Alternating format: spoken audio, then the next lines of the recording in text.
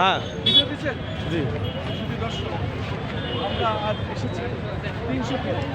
এই 300 ফিট আমাদের পিছনে তারেক রহমান যেখানে বক্তব্য দিয়েছে ঐতিহাসিক মঞ্চ, এবং এই মঞ্চে এসে আমরা দেখতে পাচ্ছি হাজার হাজার দর্শক এখানে এসেছে, নারী পুরুষ শিশু সম্মিলিতভাবে। আমরা তারেক রহমানের ছবি এবং তিনবারের প্রধানমন্ত্রী এবং আমাদের শহীদ প্রেসিডেন্ট জিয়াউর রহমান, যার হাত ধরে আমরা রাজনীতিতে এসেছিলাম জাতীয় দল থেকে আর বিএনপি, সেই ছবি সম্মিলিত সেই 300 ফিটের জায়গায় আমরা এসেছি। 300 ফিটে যেখানে ঐতিহাসিক মঞ্চ, এই মঞ্চ আমরা এসেছি ইতিহাসের সাক্ষী হওয়ার জন্য। মঞ্চ আমরা হাত দিয়েছি, মঞ্চ হাত দিয়ে আমরা নিজেদের কাছে শান্তি পেয়েছি। যেখানে জনাব তারেক রহমান এসে জাতির উদ্দেশ্যে বক্তব্য দিবেন, ভাষণ দিবেন, সেই মঞ্চে এসে আমরা ইতিহাস সৃষ্টি করার জন্য, ইতিহাসের সাক্ষী হওয়ার জন্য আমরা এখানে এসেছি। আমরা দেখতে পাচ্ছি বৃদ্ধ বনিতা আবাল শিশু সকলেই, আবাল বনিতা বৃদ্ধ বনিতা সবাই এখানে এসেছে এবং বিভিন্ন বয়সের মানুষ এখানে আসছেন।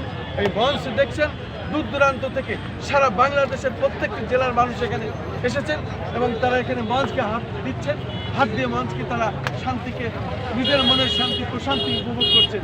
যে মঞ্চে শহীদ প্রেসিডেন্ট জিয়াউর রহমানের উত্তরসূরি এবং তার সুযোগ্য সন্তান তারেক রহমান এসে জাতির উদ্দেশ্যে, বিশ্বের উদ্দেশ্যে উনি বক্তব্য দিবেন। এরপরে উনি এবার কেয়ার হাসপাতালে যাবেন এবং দেশনেত্রী সাবেক প্রধানমন্ত্রী বেগম খালেদা জিয়ার ওনার মাকে দেখতে যাবেন এবং উনি দেখতে গেলে ওনার মা আরও শক্তি পাবেন এবং মনের স্বস্তি ফিরে পাবেন, সাহস পাবেন এবং উনি সুস্থতা ফিরে আসবেন। এবং ওনার জন্য আমরা দোয়া করি। মুরব্বী একটু দোয়াটা ধরেন, দেশনেত্রী বেগম খালেদা জিয়ার জন্য দোয়া মনে করছি, ওনার সুস্থতার জন্য দোয়া করি। আমিন আমিন আমিন। হে আল্লাহ, বেগম খালেদা জিয়ার খালেদা জিয়ার